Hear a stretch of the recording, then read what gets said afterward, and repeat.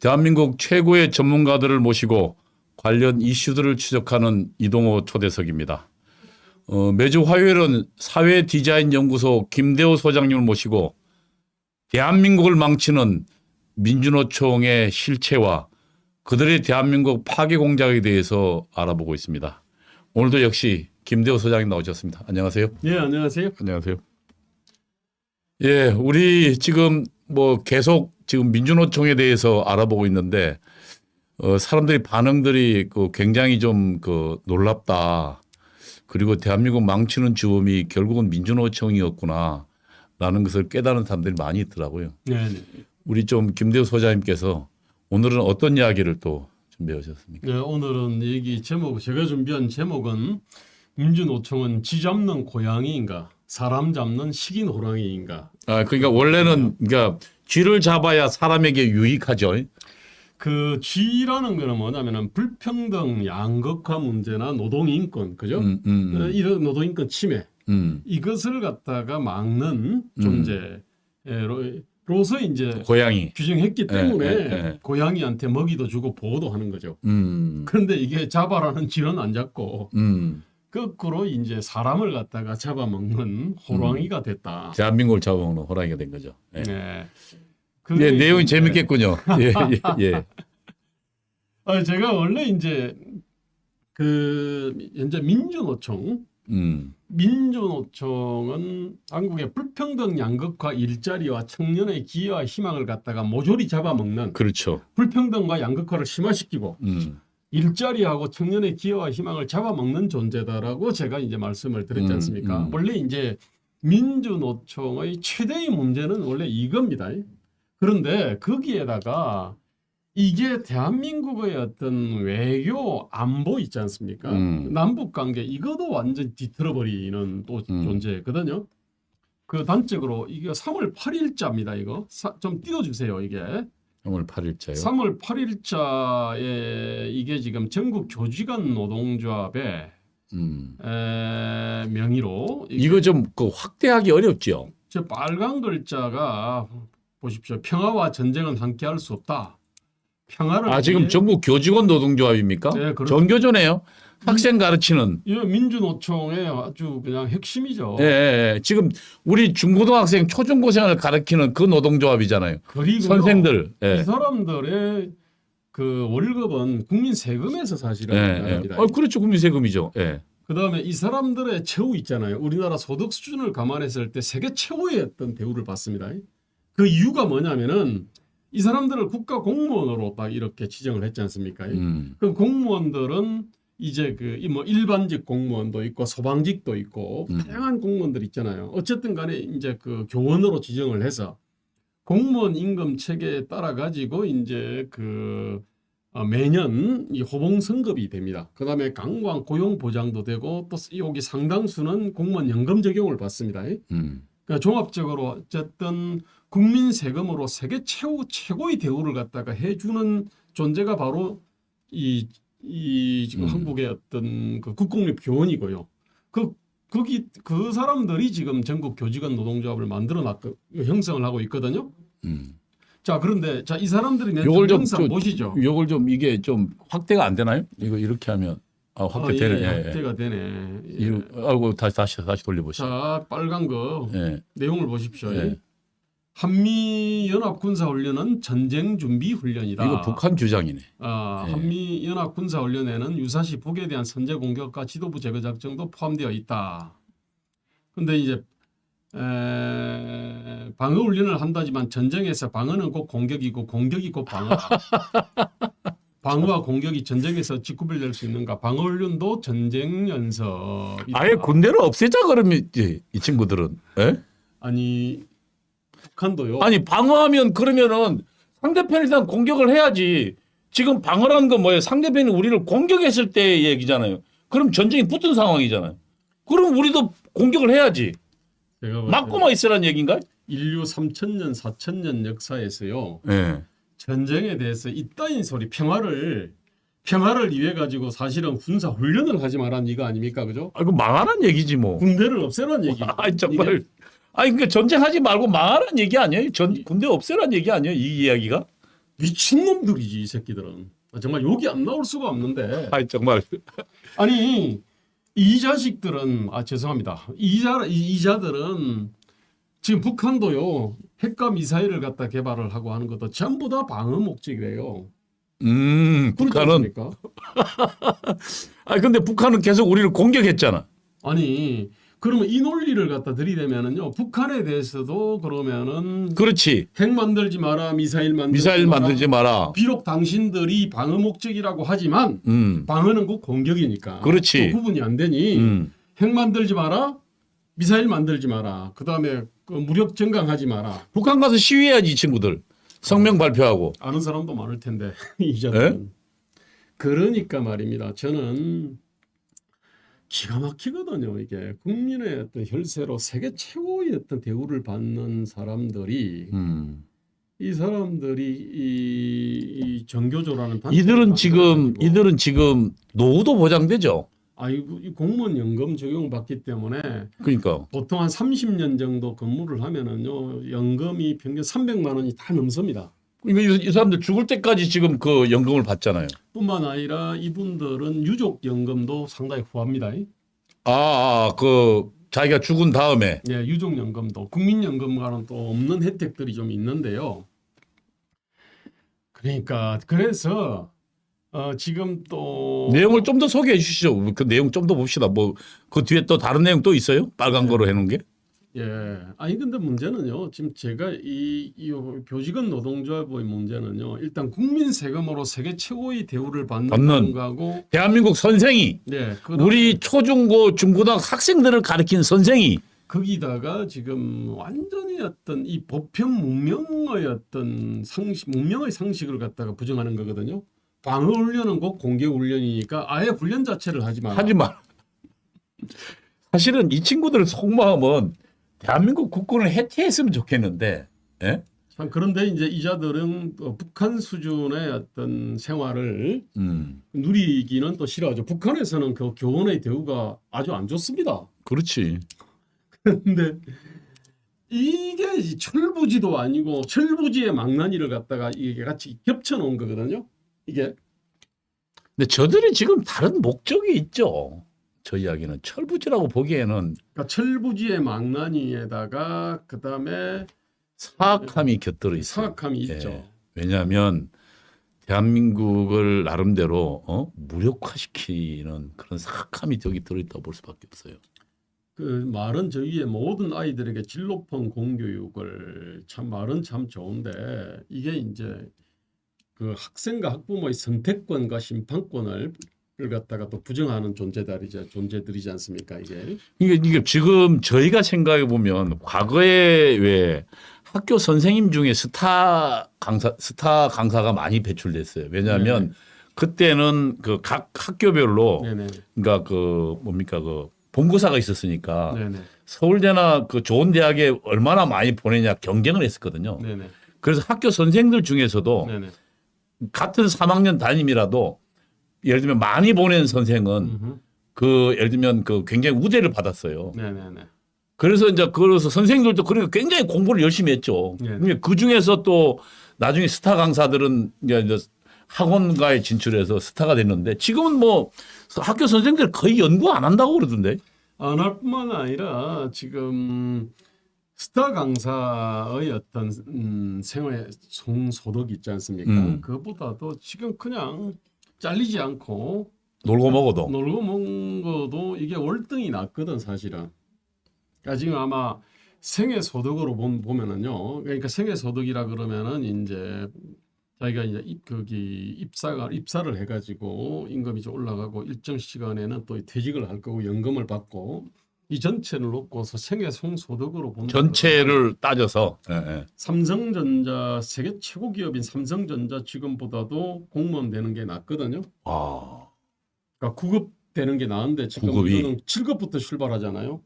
그렇죠. 학교 선생 확실히 낫습니다.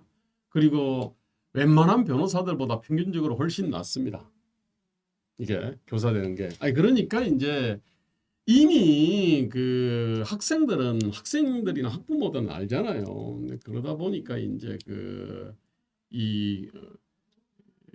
초등학교 그 교원을 갖다가 이렇게 양성하는 교육대학이 지금은 아마 서울대보다 아마 높을걸요. 특히 여자들. 근데 같은 문제는 경우는. 지금 아니 그러니까 이제 좋은 대우는 뭐 그렇다 치고 근데 저들이 지금 좋은 대우를 해줬더만 지금 저 짓을 하고 있는 거 아닙니까 지금? 문제는요. 북한은 앞잡이 하고 있는 거네. 앞잡이 하는데 문제는 내부에서 말입니다. 난리가 나야 될 거 아닙니까? 아니면 언론이 언론에서 난리가 나. 아니, 언론이 지금 저기도 다 같은 민주노총 소속이잖아.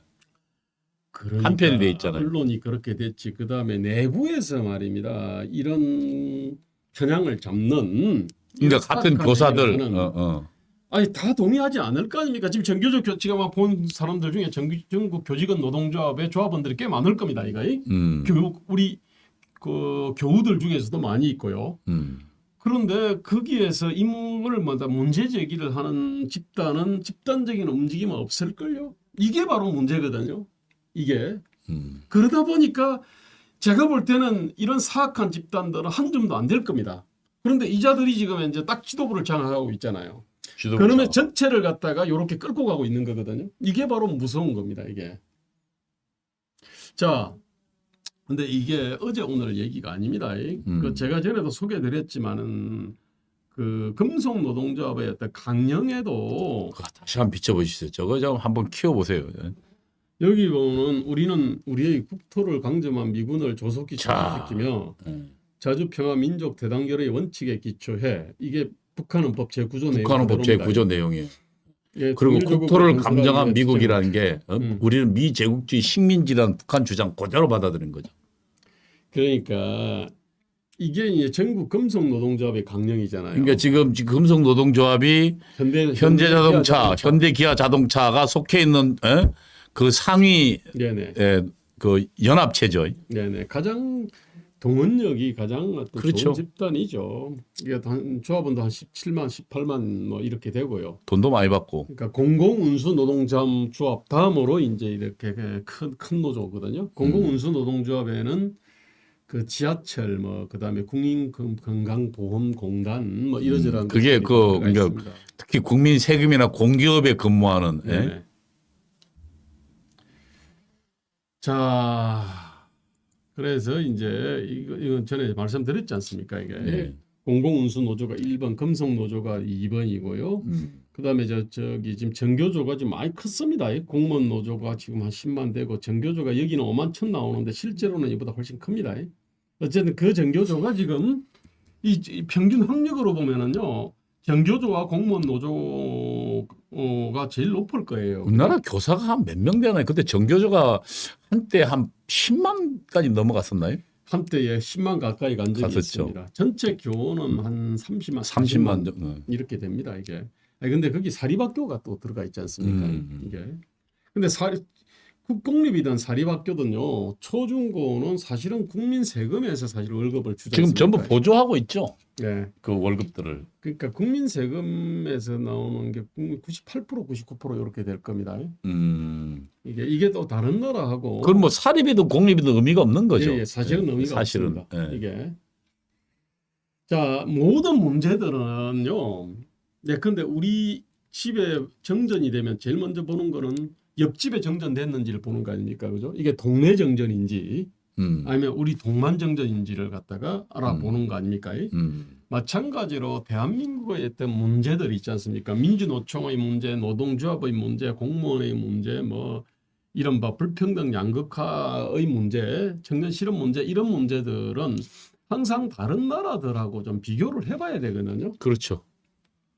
아니, 그래서 비교를 하는 거는 이런 뭐 법률도 비교해보고 그 다음에 나타나는 현상도 봐야 되는데 그 중에서 이제 그 공무원 관련된 규정을 한번 딱 보면요. 이게 지금 한국이 사실은 왜 이걸 보느냐 하면은요. 한국의 노동조합의 주력은요.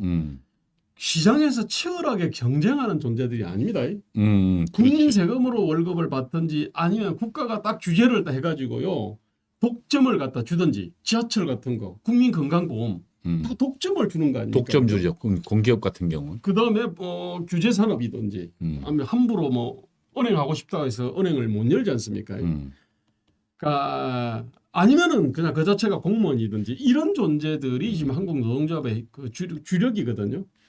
그 중심에는 바로 이제 그 공공 부분이 있고 공공 부분의 중심에 공무원이 있잖아요. 그렇죠. 그래서 제가 이제 공무원을 보는 건데 한국 헌법 7조에 보면은 이렇게 돼 있습니다. 1. 공무원은 국민 전체에 대한 봉사자이며 국민에 대하여 책임을 진다. 이거 좀 약간 키워볼까요? 예. 아니요, 이건 됐습니다. 아 그냥. 그래. 예. 두 번째는 공무원의 신분과 정치적 중립성은 법률이 정하는 바에 의하여 보장된다. 그거야 뭐 국민 전체의 봉사자. 그래서 우리가 공무원들어 그 뭡니까 이 국민에 대해서 그 충성하지 정권에 충성하지 말라고 이야기한 이유가 여기 있잖아요. 사실은 이제 그런 얘기인데 참 저게 말입니다. 정권이 아닌 국민 전체에 대한 봉사자다. 이게 뭐냐면 정권의 부당한 지시 명령을 따르지 말라. 원래는 그렇지. 이런 취지입니다. 예. 그런데 이제 현실에서는 정권의 어떤 부당한 지시와 명령에 이렇게 항거했다가는 아무래도 뭐 감사 탈탈 먼지 털기 감사나 뭐 이런저런 불이익 인사 불이익도 당하고 뭐 신용카드 사용 내역도 털고 그다음에 뭐 출퇴근 어떤 시간을 1분 1초라도 어겼나? 근데 이런 식으로 하고 그다음에 우리 지난번 KBS 뭡니까 이사에 대해서 네네. 그 신용카드에 뭡니까 네네. 그 김밥 김밥 뭐 그런 거에다가요. 그다음에 저 오지에다가 상간 오지에다 발령을 낸다든지 지금 한동훈 검사가 지금 이제 고생하고 있는데 MBC도 그랬죠. 우리 그 배현진 네. 의원 같은 경우 지금 MBC 있을 때 그 저들이 MBC 장악하고는 그 뭡니까 그 어디 창고 같은 데다 창고 같은데. 발령을 내놨죠. 근데 그런 식으로 해서 이제 막 그냥 이 사람을 못 살게 이제 이 구는 거를 어떻게 막는 장치들은 별로 없습니다. 근데 어쨌든 요 얘기는 사실은 다른 나라 비교해 봐야 된다면서요. 그래서 근데 일본하고 비교해 보나? 이게 이제 일본 조항은 박근혜 대통령의 탄핵 논리입니다. 탄핵할 때 이제 KD 코퍼레이션 등에서 뭐 카탈로그를 내밀어 가지고 뭐 봐줘라 이래 가지고 이제 헌법 제 7조 1항 위반이요. 뭐 이런 식으로 한 겁니다. 이게 또 뭐냐면은 코에 걸면 코걸이, 귀에 걸면 귀걸이라 가지고요. 말이 구체적이지 않으니까. 이거를 따진다 그러면요. 문재인 대통령은 아마 여기에 걸 게 한 100개는 될 겁니다. 이게.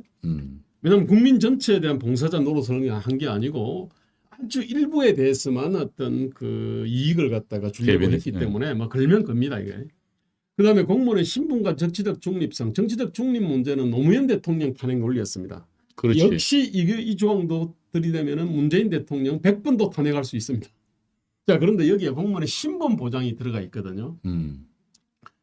신분 보장이 딱 들어가 있으니까 원래 이제 공무원을 근로자로 딱 규정을 하니까 근로기준법 보호를 받습니다.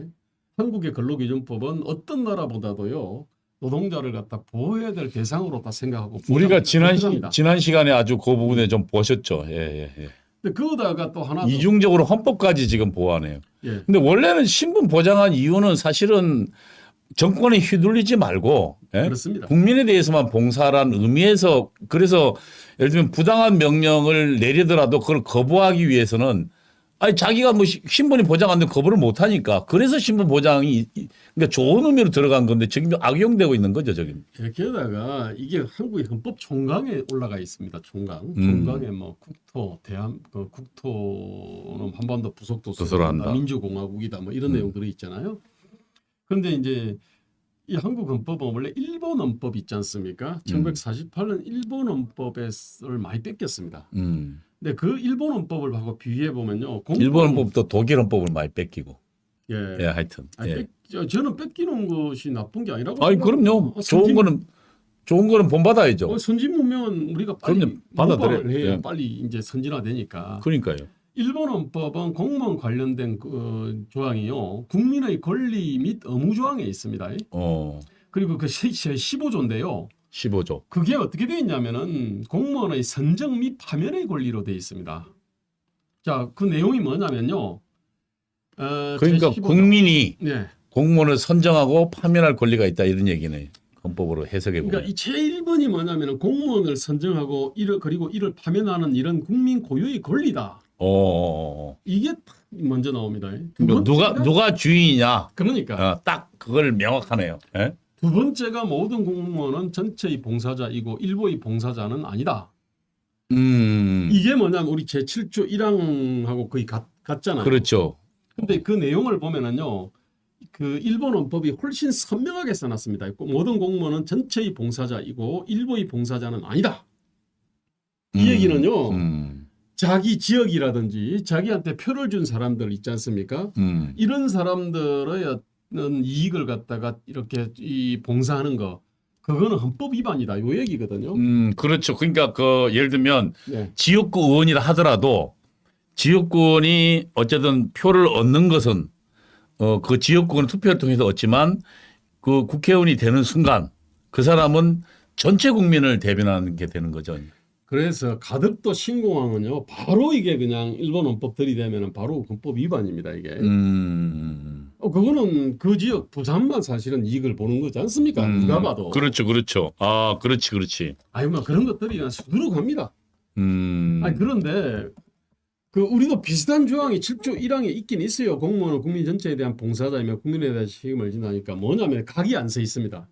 이쪽은 전체의 봉사자이고 일부의 봉사자는 아니다. 이렇게 딱 그냥 선언했는데 이쪽은 그냥 국민 전체에 대한 봉사자이다. 뭐 그렇지 뭐 좋은 말이네. 국민에 대한 책임진다. 좋은 말이네. 각이 안 써 있어요. 각이 그러니까 뭔가 좀 이게 해석의 여지가 없이 탁탁 만들어뒀어야 되는데. 그다음에 여기 공무원의 신분 보장을 얘기했지 않습니까? 예, 예. 그런데 이거는 일본 헌법은 제1조 15조 1항에 뭐냐 공무원을 선정하고 그리고 이를 파면하는 이런 국민 고유의 권리다. 뭐 공무원은 뭐 노동자니까 공무원은 근로자니까 뭐 보호해야 된다 이런 것이 아니고요.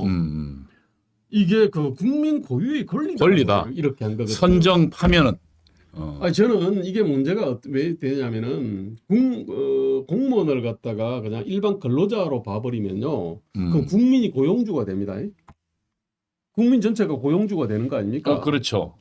그런데 이 국민들이 보면은 엄청나게 참 가난하고 힘없는 어떤 존재들부터 힘센 존재들까지 다 뭉쳐져 있지 않습니까? 5천만이니까. 네.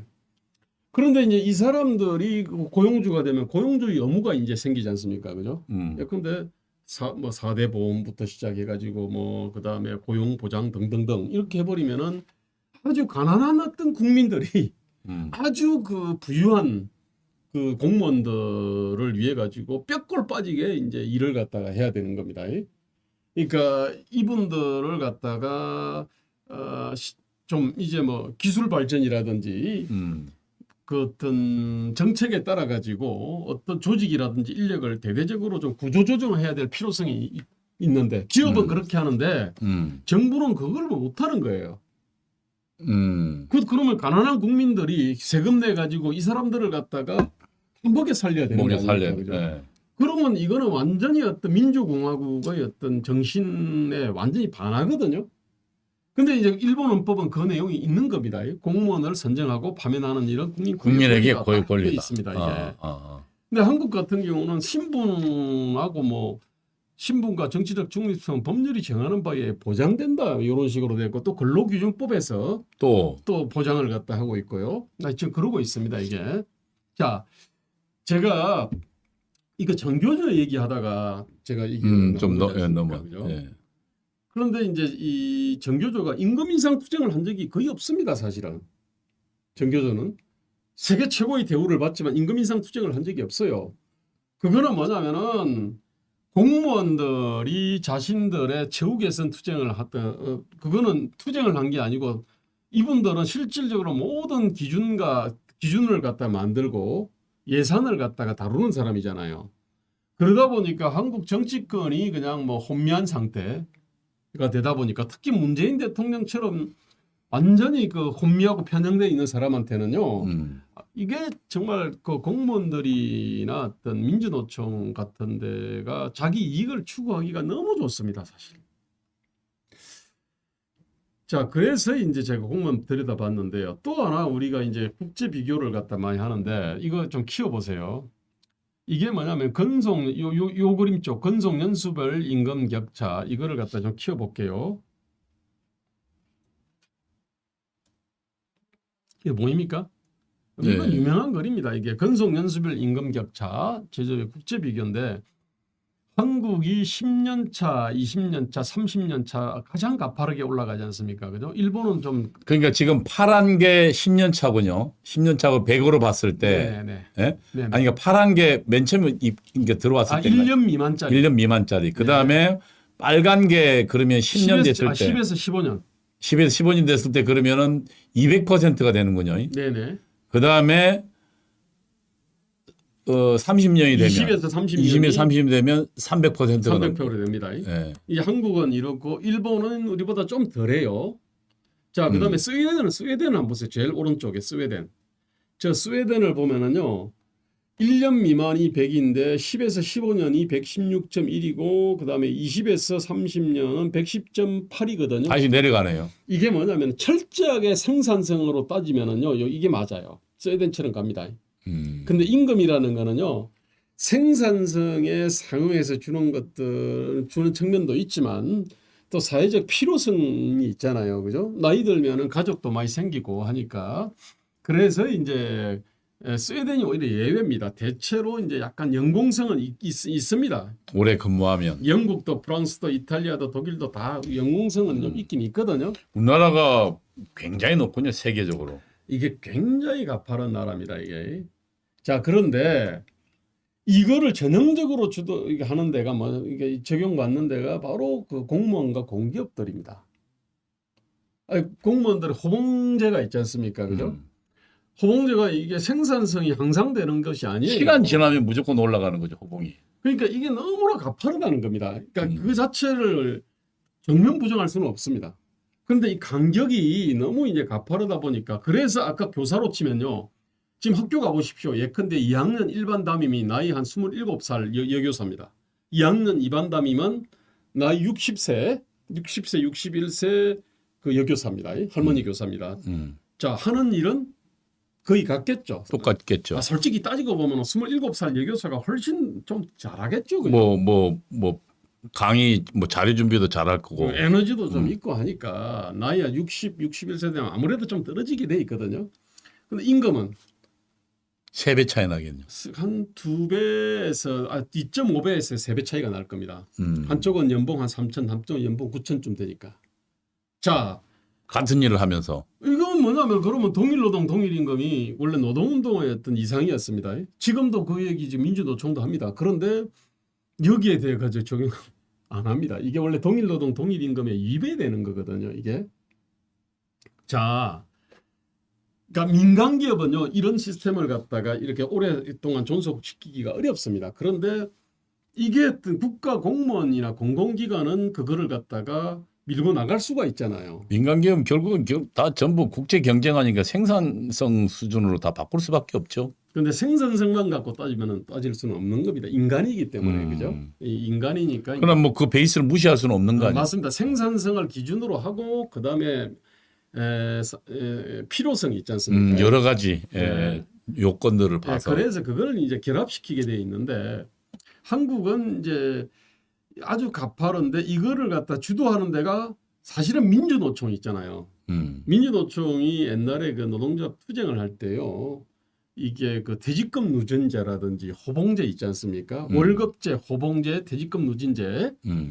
그 다음에 해고할 때는 징계위원회 노사 동수구성 이런 것들이 핵심적인 어떤 목표였거든요. 그러니까 민주노총이 주도를 했고 이런 시스템을 이게 그 일이 되면요. 그 60세 어떤 장년, 중장년 한 명이 청년들 2~3배를 먹는다는 얘기 아닙니까? 이게 이제 청년들한테 피눈물을 나게 하는 겁니다, 이게. 근데 이거를 민주노총이 만들고 그다음에 이제 그 공무원들은 그걸 즐긴 겁니다, 이게. 자, 이렇게 됐는데 근데 사실은 민간 기업에서는 대부분 이 60대 되기 전에 다 지금 정년 그거 뭡니까 그 구조조정에서 다 나오잖아요. 자, 그렇게 되니까 법을 만든 겁니다. 보십시오. 자, 이거 좀 띄워보세요. 이게 뭐냐면은 정년연장법이라는 걸 통과시켰습니다. 그때 2013년 중반쯤에 다 통과시키니까 딱 그때부터 청년 실업자, 취업 준비자, 구직 담년자들이 폭발적으로 늘어났습니다. 아, 정년을 연장하니까. 아니 왜냐하면은 그 정년 연장한 사람들이요. 아까 제가 그 보여드렸지 않습니까? 여기 있는 한국에서 제일 높은 313이라고 돼 있는 20에서 30년 근속자들 있잖아요. 근데 한 명이 그러니까 지금 1년 미만짜리 3명의 급여를 갖고 있는 거죠. 있는데 이 사람들의 정년을 연장한 겁니다. 이게. 그러면 당연히 새로운 신규 예를 들면 근로자를 쓸 수가 없게 되는 거죠. 예? 그러니까 임금 많이 주는 사람이 아직 득실득실 할 테니까. 예, 예. 그래서 지금 청년 어떤 실업 문제들이 더 악화된 겁니다. 이게 청년들이 좋은 일자리 문제들이 악화됐고. 그러니까 이제 김대호 소장 얘기는 청년 실업이나 취업 준비자 구직 단념자들이 늘어나는 이유는 결국은 이들 정년 연장을 하면서부터다. 아니요, 그 전부터 있었는데요. 악화돼 있는 문제를 더 악화시킨 거죠. 이게 어떻게 보면 상처에다 소금 뿌린 겁니다. 근데 이제 이게. 그렇다고 또 이 고령화 되는데 네네. 이분들을 또 조기 퇴직시키는 것도 문제가 있잖아요. 자 그러면은요 임금 피크제를 아주 가파르게 적용하면 돼요. 이걸 갖다 확 꺾어야 되는 거거든요. 근데 그때 법을 만들 때 어떻게 했냐면은요. 그러니까 임금 피크제라는 게 그런 거죠. 그러니까 어떤 수준까지 올렸다가 네. 나중에 이제 일정 수준 나이가 들어 정년이 연장되거나 이런 이제 좀 생산성이 떨어지는 나이가 되면 임금을 이제 내리는 거죠.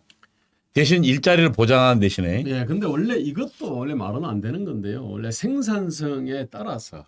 근데 실제로 나이 들어서 생산성이 높은 사람도 많습니다. 50, 그렇지. 55, 60에 보면 펄펄 나는 사람들. 그렇지. 왜냐하면 그러면 이 사람들이 이미 경험에다가 네네. 그다음에 그것에 대한 전문적인 지식까지 다 습득해서 실제로 뭐 한 사람이 몇 명의 몫을 해낼 수도 있는 사람도 있죠. 생산성이 있는.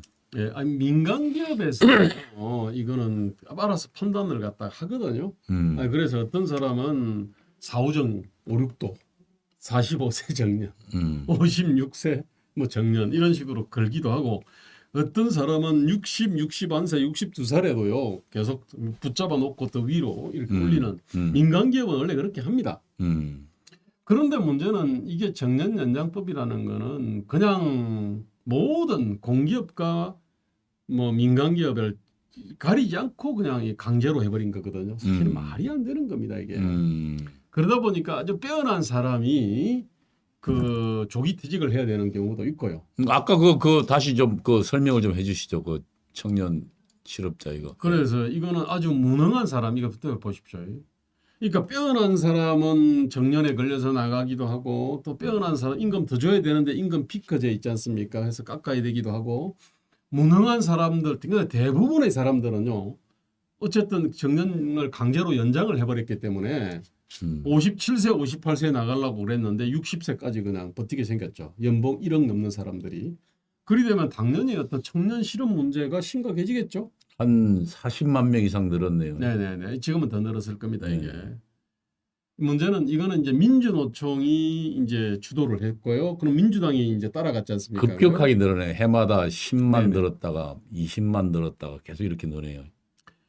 자, 문제는 이게 민주노총이 주도를 했는데 민주당이 따라갔습니다. 근데 사실은 박근혜 정부에서도요, 이거를 결사 저지를 하지 않았습니다. 그렇지. 이게 그래서 문제거든요.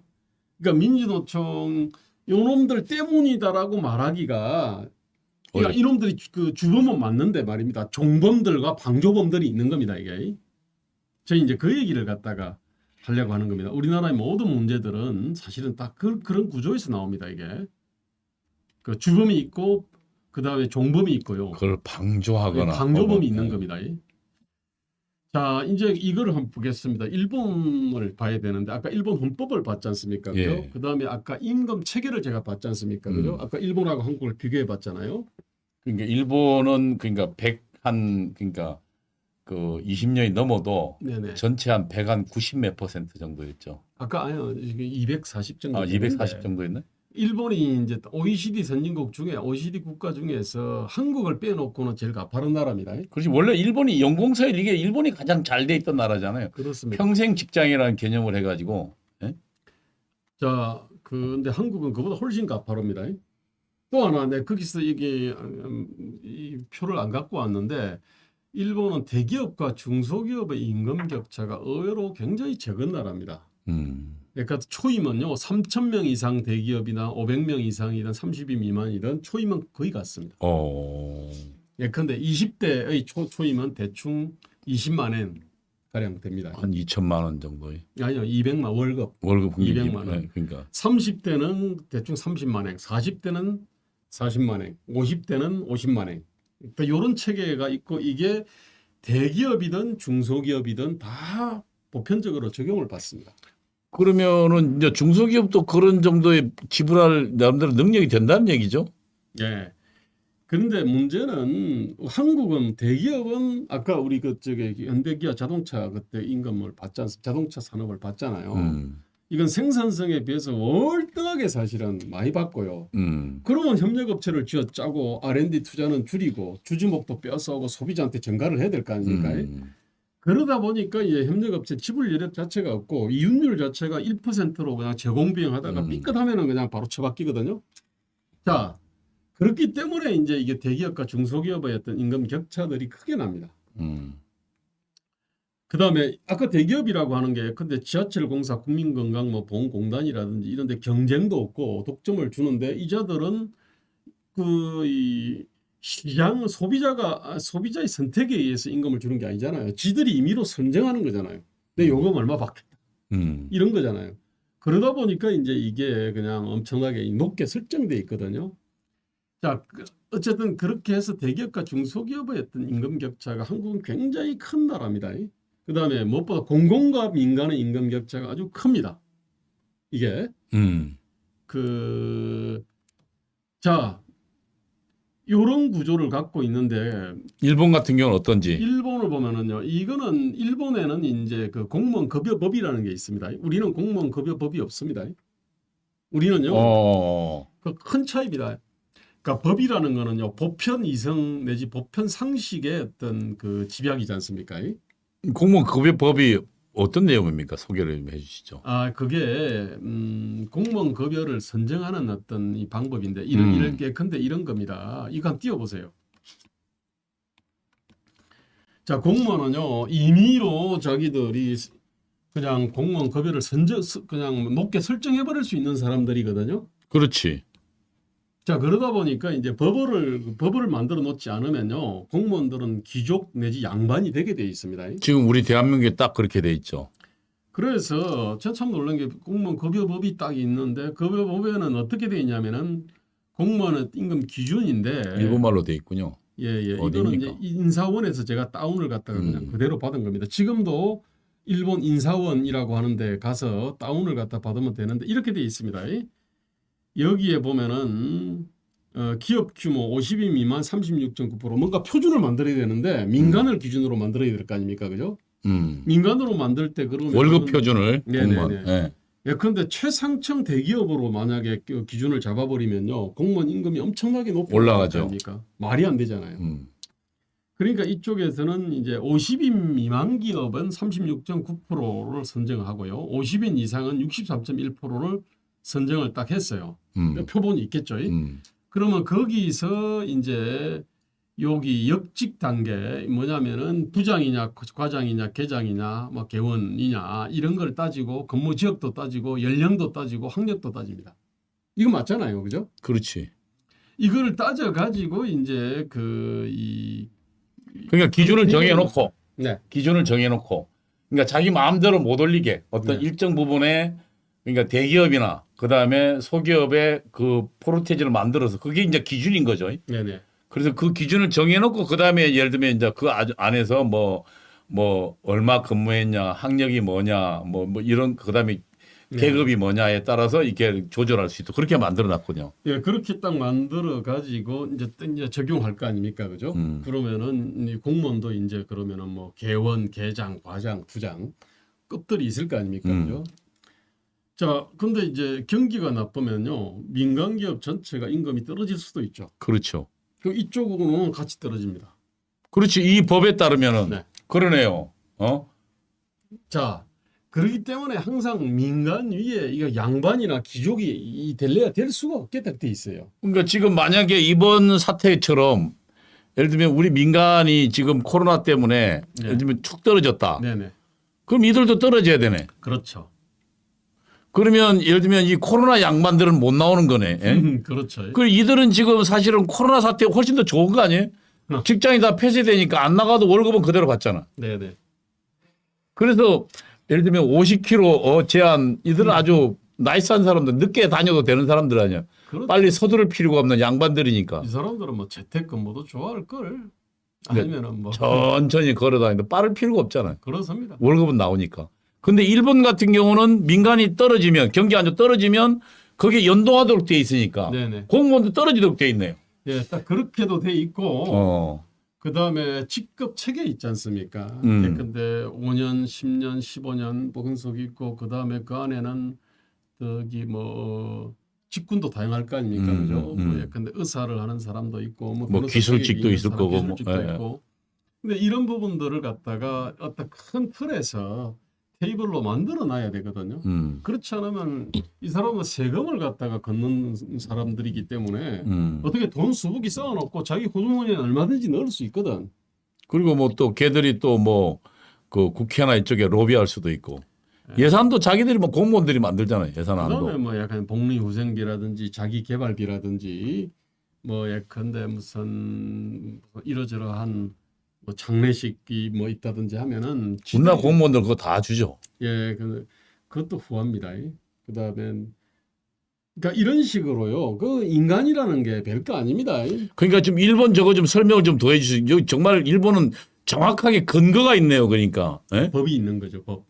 법이 그래서 딱 그러니까 민간 기업의 몇 퍼센트라는 딱 그 정해서 민간 기업들이 나라지면 이들도 나라질 수밖에 없고. 예, 그것도 있고 그다음에 항상 아무래도 이제 대기업은 좀 힘이 있겠죠. 어디든지 그지. 근데 이제 소기업들이 좀 열악한 데가 많을 거 아닙니까? 그렇죠. 그래서 이제 50인 미만짜리를 무려 36.9%를 갖다 집어넣어요. 자, 그랬는데 이걸 합치나요? 예. 그 합쳐야 되죠. 그러니까 이제 대기업의 60 몇 퍼센트 하고 그러니까 그 저기 몇몇 미만 몇몇 50인 이상입니다. 50인 이상의 60 몇 퍼센트 대기업도 하고 아니지. 그들 평균하고 그다음에 뭐 예를 들면 그 30인 미만의 예? 이들하고 평균을 내서 이걸 30 몇 퍼센트 포함해서 그럼 그 금액을 놓고 네네. 그게 이제 기준선을 가지고 이제 정하는 거죠. 예. 근데 우리는 어떻게 돼 있냐면 이렇게 돼 있습니다. 지금도 이쪽은 관련은 그 일본은 공무원 급여법이 있는데 한국은 공무원 보수 민간 임금 접근율이라는 게 있어요. 근데 그 지표 설명이 어떻게 돼 있냐면요. 여기에 보면은 비교 대상 민간 기업 돼 있죠. 그죠? 비교 대상. 공무원 보수 민간 임금 접근율 그냥 보고 비교 대상 민간 임금 상시 근로자 100인 이상 중견 기업의 사무 관리직의 보수 이렇게 돼 있습니다. 대기업도 아니군요. 상시 근로자 100인이면요. 상당한 겁니다, 이게. 그렇지. 상시 근로자니까 이게. 중견기업 이상이죠. 아까 일본은 50인 미만을 50, 36.9%를 갖다 넣었잖아요. 50인 이상을 이렇게 했는데 이쪽은 얘들은 100연. 상시 근로자 100인 이상의 중견 기업으로 딱 돼 있습니다, 이게. 일단 일본보다 기준 자체가 높아요. 굉장히 높네요. 그리고 아까 일본에 비해서 우리가 기업 규모에 따른 임금 격차가 큰 나라지 않습니까? 그죠? 근데 예컨대 일본에서 같은 기준으로 예컨대 상시 근로자 100인 이상을 했다. 근데 한국보다는요, 한국이 기업 규모에 따른 임금 격차가 큰 나라이기 때문에요. 한국은 훨씬 더 높게 나옵니다. 그러니까 뭐냐면 제일 임금이 높은 집단에서 이제 그것을 사무관리직 보수를 갖다가 딱 그냥 빼서 요걸 갖다 기준으로 삼았어요. 자, 이렇게 되니까 항상 민간 임금에 비해 가지고는 뭐 별거 아닌 것처럼 보이는 겁니다. 한때는 95.5%까지 올라갔다는데 지금 점점 떨어져서 83.7%에다가 지금 또 한 2021년이지 않습니까? 그죠? 또 한 80% 돼요. 그러니까 우리는 항상 민간에 비해서 우리가 덜 받고 못 받고 있다. 요 얘기를 계속 하고 있거든. 자, 그런데 따져 보십시오. 그 민간이라는 거는요. 가장 잘 나가는 집단입니다. 그 안에 현대기아 자동차 들어가 있어요. 삼성전자 들어가 있겠죠. 그죠? 가스공사도 들어가 있고 발전소 있지 않습니까? 이런 데도 다 들어가 있고. 그러니까 제일 어떻게 보면 그 임금 수준이 높은 집단하고 비교를 하니까 또 있습니다. 또 원래 민간 기업은요. 처음에 사원 대리로 입사할 때는 한 10명 들어갑니다. 과장, 차장쯤 되면 5명쯤 남겠죠. 그죠? 그렇지. 그다음에 부장쯤 되면 두세 명. 두세 명. 그다음에 한 30년 무슨 이제 등기 이사가 아니고 그 이사 정도 되면 한 명. 뭐 이럴 거 아닙니까? 이거는 나름대로 생산성이 검증된 역전의 용사들이고 기본적으로 피라미드 구조로 올라갑니다. 이게 민간기업의 현실이잖아요. 그런데 아까 그 공무원하고 아까 교사 있잖아요. 그 정교조. 그쪽은 원통형이잖아요. 들어가면은요. 들어가면 뭐 그냥 끝날 때까지 그냥 올라가지 않습니까? 그런데 이걸 1대1로 대응을 시켜놓은 겁니다. 이게. 그래서 한국이 국급 교사나 공무원의 임금 수준이 엄청나게 높은 이유가 사실은 거기 있습니다. 기준 자체가 그렇게 돼 있어요. 1대1로 대응이라는 게 그러니까 민간 기업 같은 경우는 이사는 한 명이니까 네. 예를 들면 같이 들어간 사람 중에. 네네네. 근데 우리는 그 사람 그 한 명하고 네. 그럼 우리는 지금 그 정도 연봉이 되는 그러니까 그 정도 연차가 된 사람하고 비교하니까 1대1로 대결하니까 사실은 민간은 한 명인데 여기는 지금 뭐 맨 처음에 50명 그대로잖아. 그렇죠. 예. 그러니까 연봉 1억 같이 민간은요 연봉 1억 원을 받을 수 있는 사람, 2억 원을 받을 수 있는 사람이 나름대로 그 생산성에 상응하잖아요. 그러니까 몇 명이 안 되죠 소수죠. 피라미드로 예. 상층 보니까. 그런데 이제 그 아까 교사나 공무원은 일단 들어가면 그냥 올라가지 않습니까? 그냥 올라가니까. 올라가는데 그거를 갖다가 이렇게 딱딱 이렇게 팁을 만들어 놨잖아요. 1대1로 대응하게 만들어 놨거든요. 그러니까 여기는 가면서 예를 들면 10명이 시작했으면 맨 마지막 한 명까지 가는데 네네. 여기 10명이 그대로 10명 가는데 그 임금 수준은 똑같이 맞춰 놓으니까. 그것도 상시 근로자 100인 이상이면요. 제일 높은 집단이지 않습니까? 그죠? 그러니까 일본은요. 항상 그 50인 미만을 살피게 돼 있습니다. 그죠? 한국은요. 상시 근로자 100인 이상인 중견기업은 다 잘 나가는 기업입니다. 사실은. 저 가난한 서민들 있지 않습니까? 공무원들이 가난한 서민들을 갖다가 굽어 살필 이유가 없게 만들어 놨거든요. 왜냐하면 이쪽은 어쨌든 자동으로 올라가잖아요. 상시 근로자 100인 이상은 뭐 아무래도 이제 세계화 시대가 되면요. 양극화가 좀 생기거든요. 이 잘 나간 생산성 높은 집단은 아무래도 그 세계를 상대로 해서 이제 상품과 서비스를 갖다 팔기 때문에 그 이윤이든 임금이든 이게 아무래도 좀 더 가파르게 올라가기 마련입니다. 근데 이건 이쪽에다가 이제 하고 연동을 해버렸으니까 이게 무슨 얘기냐면 이렇습니다. 뛰는 놈 위에 나는 놈이 있고요. 근데 제일 좋은 놈은요. 나는 놈 배에 붙은 놈이에요. 그 우리 수출입 은행이라든지 말입니다. 이런 우리 중소기업 은행이라든지 사실은 어떤 국영은행들이 있잖아요. 국영은행들의 임금을 책정할 때는요. 신한은행이라든지 이런 민간은행들 있잖아요. 민간은행의 임금을 정해서 무조건 90%, 95%에 맞추는 겁니다. 이게. 그러니까 민간은요. 나름의 어떤 경쟁을 해서 생산성이 뒷받침되는 임금 인상을 합니다. 그런데 이제 이쪽은 예컨대 수출입은행이라든지 이쪽은 그냥 그 배에 딱 붙어가는 겁니다. 이게. 그러니까 한국이 이런 식으로 돼 있는 겁니다. 이게. 그러니까 이제 지금 저기 공무원 보수 추이라는 게 사실은 비교가 잘못됐군요. 그렇습니다. 원래요 이 기준으로 사람들을 눈속임하는 건데 민간임금 적금률로 보면 한국이 점점 민간에 비해서 떨어지는 것처럼 보이지 않습니까? 그죠? 또 그 얘기를 하고 싶어해. 근데 이게 도대체 어떤 민간이냐 이거야. 어떤 민간? 일본은 그거를 갖다가 50인 미만, 50인 이상으로 딱 결합해가지고 만들었는데 이 사람들은 가장 임금이 가파르게 올라가는 나라에서 제일 상층을 딱 잘라가지고 요거를 가지고 비교를 했어요. 그나마도 이 사람들은 피라미드 구조로 올라가는 사람들입니다. 그렇지. 그 중에서 연봉 1억짜리 뭐 1억짜리는 몇 명 안 되죠. 그런데 이들은 그냥 그대로 올라가니까 처음에 10명 시작했으면 10명 그대로고 여기는 10명 시작했다 한 명인데 그 생산성이 검증된 역전의 용사. 그러니까 한 명과 10명의 임금이 똑같은 거죠. 그렇게 비교해 놓은 거죠. 그러니까 이게 뭐냐면은 공무원 급여법이 있고 없고 이 차이입니다. 나는 이게 한국 정치의 어떤 무능이고요. 한국 공무원들의 어떤 정말로 탐욕이거든요. 이게. 일본은 지금 공무원들이 그 연금도 다르죠. 옛날에는 일본도 그 따로 공무원 연금 제도가 있었고요. 근데 이제 2016년에 없애버렸습니다. 그렇지. 일본 그래서 그냥 예. 일반 연금하고 똑같죠. 예. 그러니까 특혜가 없는 거죠, 예, 일본 그건 공. 없습니다. 우리로 치면 국민연금 국민연금에 예, 뭐 가입했다고 볼 수 있는데, 그러니까 저는 아무리 정치가 못한다 하더라도요. 이탈리아는 예컨대 그 어원 수를 왕창 줄였잖아요. 100명인가 줄였나? 그렇죠. 그다음에 일본은요. 그 공무원 연금을 제도를 갖다가 없애버렸어요. 이게 언제 때 한 겁니까, 일본도? 2016년에 바꿨습니다. 2016년 누구 할 때인가요? 고이즈미 때. 고이즈미 때죠. 고이즈미 때가 맞을 겁니다. 음. 아니 잠깐 아베. 고이즈미는 그 전 아닌가요? 아베 때인가? 아베 때네. 예. 아베 초기네. 예. 근데 일본은 어쨌든 이제 그것도 그 전에 아마 개혁을 갖다가 해가지고 네. 적용을 아마 2016년부터 했을 텐데. 고이즈미 우정성 개혁이 아주. 네네. 예. 아니 저는요 정치가 이게 정상이면은 한국에서 아마 지금 공무원 연금 개혁 이거 이제 엄두도 못 낼 겁니다. 그다음에 공무원의 어떤 이 급여법을 만들어 가지고 공무원들을 이 가난한 어떤 서민과 가난한 어떤 근로자들의 수준 있지 않습니까? 그 수준하에 함께 만들어라는 게 아니고요. 기준은 있어야 되는 겁니다. 이게. 이거를 우리는 아마 그 할 어떤 그다음에 국회의원 숫자를 근데 말입니다.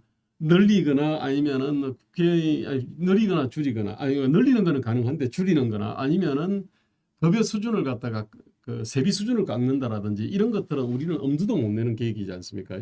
그런데 그 선진국에서 정치가 그래도 상당히 개판인 나라가 이탈리아하고 일본인데 그 나라에서는 그런 계획을 하는 겁니다.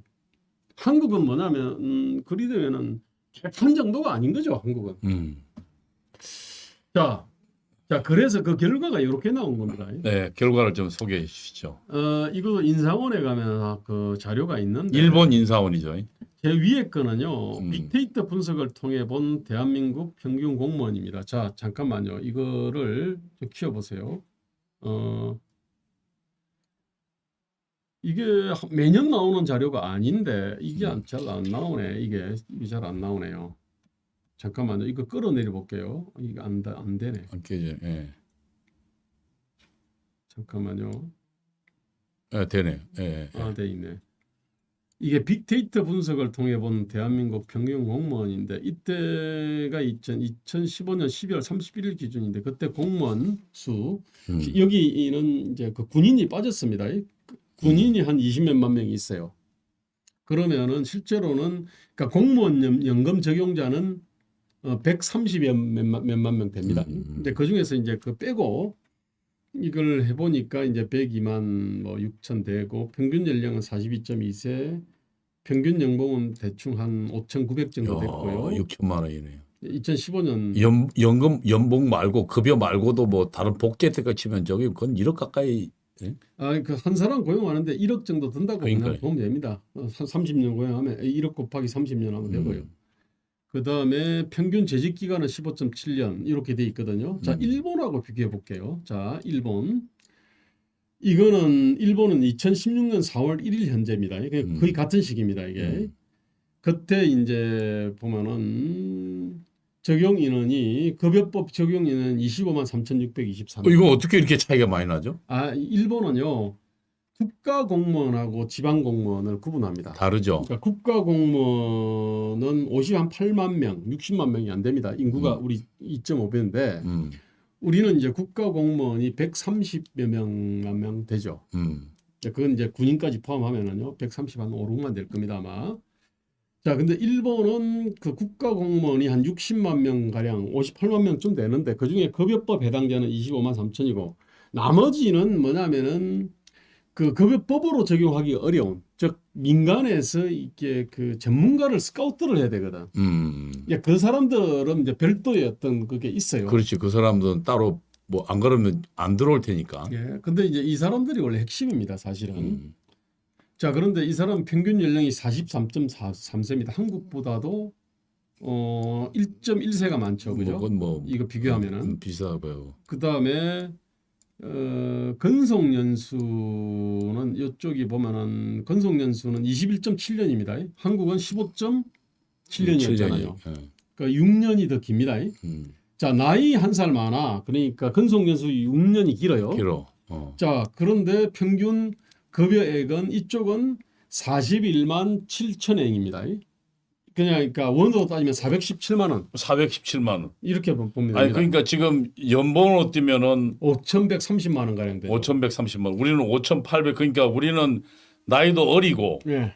적게 그러니까 근속 연수도 작아. 적은데 우리가 높군요, 일본보다. 많이 높죠. 어. 그런데 국민 소득은 우리는 일본보다 훨씬 낮죠. 80에서 85%쯤 어. 되죠. 자, 게다가 그러면 국민소득 80% 같으면 우리는 어느 정도에 대해 지금 한 4천만 원쯤 가 있어야 되는데 그렇습니다. 지금 예. 그렇습니다. 예, 그렇게 그게 맞아요. 그게 정상이거든요. 그리고 다른 선진국은요 대체로 그렇게 돼 있습니다. 이게 한국이 굉장히 비정상입니다.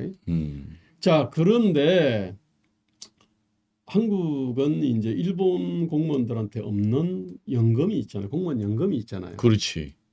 자, 이리 보면 한국은 정말로 공무원들이 양반이고 귀족이라고 할 만합니다. 천국인 나라네.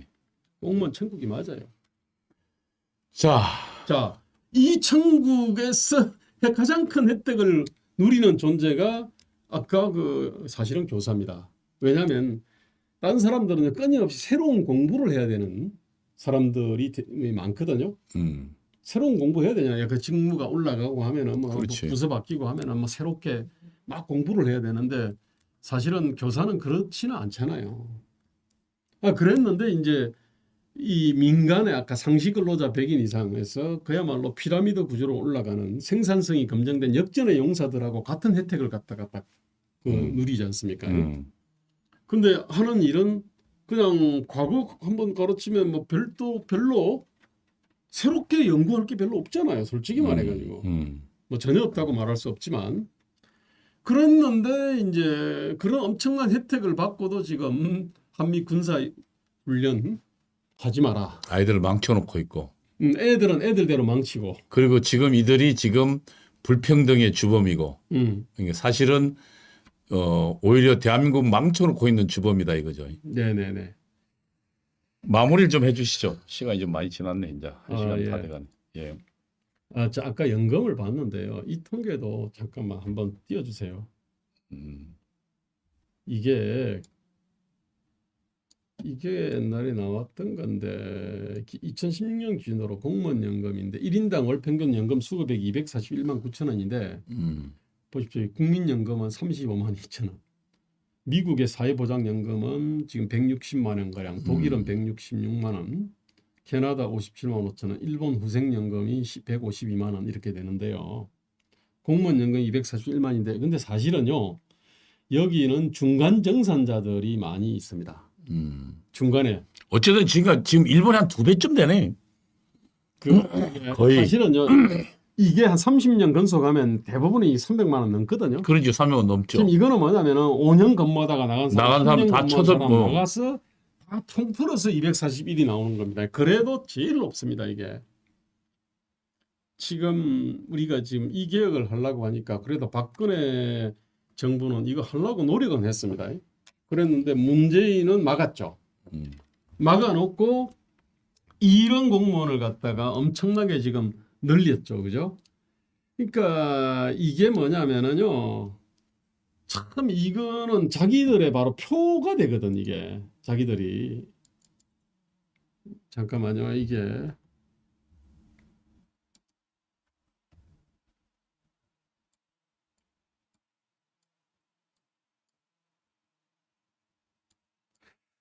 이게 아까 이제 어쨌든요. 이쪽은 공공부문 81만 개 그 정책을 갖다가 문재인 정부에서 지금 공무원 몇 명이나 늘렸나요? 문재인 정부 지금 4년 이제 뭐냐면 역대 지난 한 20년간보다 가장 많이 늘렸다 그러던데. 아니 그건 맞고요. 네. 그 공무원 총정원령이라는 것이 있는데 공무원 우리는 공무원 급여법은 없고요. 공무원 총정원령이라고 하는 거 대통령령이 있습니다. 근데 이제 그 대통령령은 영을 보면 잠깐만요. 이게 띄워볼까요? 이게 뭐냐면은 1999년 1월 1일자로 김대중 정부가 만들었어요. 그때 왜냐하면 공무원은요 스스로 계속 조직과 인력을 늘리려고 하는 속성이 그렇죠. 있잖아요. 이제 조직은 뭐 어떤 조직은 다 그러니까 그렇죠. 이제 대통령령으로 딱 그냥 정원을 정해놨어요. 99년 1일 이건 27만 3,982명 이 넘지 않고 그러면 이 범위 안에서 이들이 어쨌든 간에 뭐 이렇게 그 해라 이 얘기였는데 이게 14년 동안요 하나도 안 변했습니다. 이게 아, 27만이. 27만 3,982명이 그러니까 김대중 정부, 그렇지. 노무현 정부, 예, 99년부터 이명박 정부까지 한 명도 안 변했고 2014년도에 올렸네요. 근데 이게 철도청이 들어와서 그래. 아, 철도청이 사실상 안 올린 겁니다. 사실 안 올린 거네, 그러니까. 그런데 문재인 정부 들어와서 지금 이걸 막 바꾸고 있습니다. 이건 2018년 3월 30일인데 또 지금 처법에는요 또 바꿔놨습니다. 이게 지금 이게 계속 늘어나고 있고요. 총정문령을 바꾸고 그 다음에 아까 그 지방자치단체들 있지 않습니까? 이쪽은 적용을 안 받거든요. 그 종액 인건비로 통제를 했는데 그 통제 풀어버렸어요. 지방자치는 막 늘리고 있잖아요. 그 다음에 지방의 그 산하기관들하고 공기업들이 있잖아요. 이쪽은 예컨대 인천공항공사 같은 데 있지 않습니까? 그거 한번 우리 김 소장님이 다음번 시간 때 아예 지금 이 공무원들이 그 좀 자료가 뽑을 수 있나요? 지방자치 얼마나 늘렸고 알겠습니다. 그거를 다음에 한번 제가 그러니까 지금 그래서 볼게요. 이 공무원들 현재 대우받고 있는 수준들 이걸 좀 네네. 다시 한 챕터로 해서 알겠습니다. 다시 한번 그 이야기를 좀 한번 하죠. 오늘은 뭐 지금 시간이 많이 지났으니까 좋습니다. 이제 이쯤에서 좀 오늘 좀 마무리를 좀.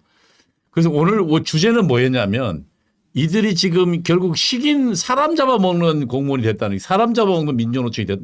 사실은 지금 공공운수조가 지금 민주노총의 주력 아닙니까? 네네. 이 주력들이 결국은 불평등을 만들어내고 청년 실업을 만들어낸 주범이라는 얘기잖아요. 국가 안보를 갖다가 국가안보 해체는. 해치고 외교 관계도 완전히 그냥 파탄을 시키는 이거는 쥐잡는 고양이가 아닙니다. 이게 사람 잡고 미래 잡고 대한민국 대한민국 자체를 망치는. 잡아먹는 식인 호랑입니다. 이게 힘이 엄청 세요.